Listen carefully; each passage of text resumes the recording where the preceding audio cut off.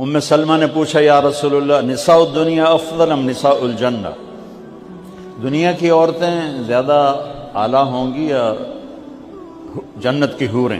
آپ نے کہا بل نساء الدنیا، کیا کہہ رہی ہو، دنیا کی عورتوں کا عالی مقام ہے۔ انہوں نے کہا جی وہ کیسے، ہم تو مٹی سے بنی ہیں، وہ مشک عنبر زعفران سے بنی ہیں۔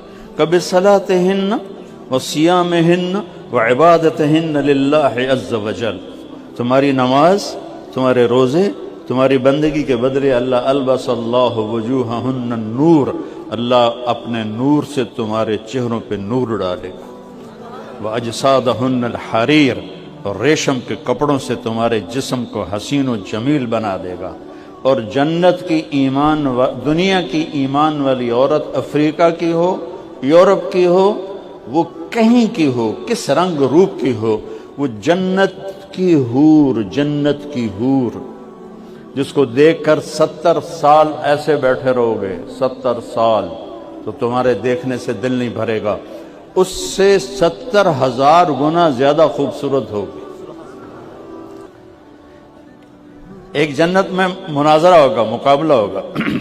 جنت کی حوریں کہیں گی نحن الخالدات فلا نموت، ہم نے موت دیکھی نہیں، زندہ۔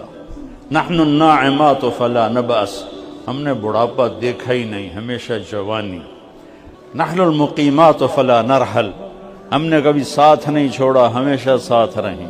نحن الراضیات فلا نسخط، ہم ہمیشہ راضی رہیں، کبھی لڑائی نہیں کی۔ جب تو ٹھک ٹھک ہو جاتی ہے، چاہے مولوی کا گھر ہو اور چاہے اللہ کے نبی کے گھر میں ٹھک ٹھک ہو رہی ہے تو آگے ایمان والی عورتیں کہیں گی نحن المصلیات فما صلیتن، ہم نمازی ہیں، تم نے نماز نہ پڑھی۔ نحن الصائمات فما صمتن، ہم نے روزے رکھے، تم نے روزے نہیں رکھے۔ نحن المتوضعات فما توضعتن، ہم نے وضو کیے، تم نے وضو نہیں کیے۔ نحن المتصدقات فما تصدقتن، ہم نے اللہ کے نام پہ خرچ کیا، تم نے خرچ نہیں کیا۔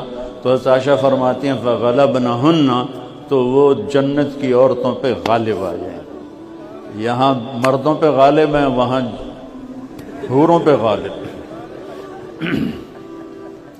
تو جو جنت الفردوس کی حور فیہن، اسی قالین پر ان کے ساتھ بیٹھی ہوئی ہوگی ان کی بیگم۔